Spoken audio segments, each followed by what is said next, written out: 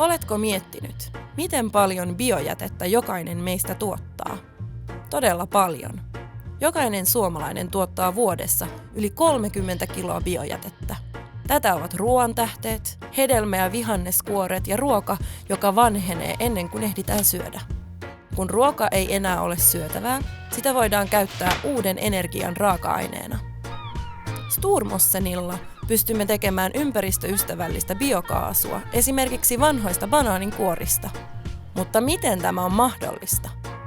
Joka päivä meidän biokaasulaitokselle tulee noin 10 jäteautoa, jotka ovat täynnä hyödyllistä biojätettä.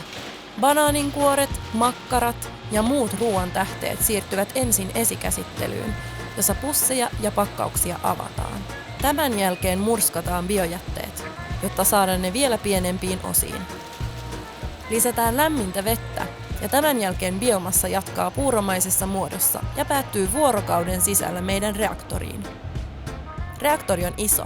Siihen mahtuu 1,7 miljoonaa litraa. Biomassaa pyörii reaktorissa noin 3 viikkoa. Reaktorissa työskentelevät bakteerit ja mikroorganismit, joiden tehtävä on syödä biomassaa ja tuottaa kaasua. Reaktorista kaasu kulkee kaasuvarastoon ja sieltä matka jatkuu kaasujalostamoon. Täällä kaasu pestään aminopesurilla, jonka ansiosta saamme kaasua, jonka metaanipitoisuus on yli 98%. Nyt kaasu on valmista tankattavaksi meidän tankkausasemilla. Biokaasuautolla on noin 80% vähemmän päästöjä verrattuna diesel- ja bensiiniautoihin. Joten tämä on loistava valinta, jos haluat tehdä ympäristön puolesta hyvän valinnan. Paikallisesti tuotettuna raaka-aineesta, jota jo löytyy. Tämä on merkittävä asia meidän yhteiselle ympäristölle, koska sillä on väliä.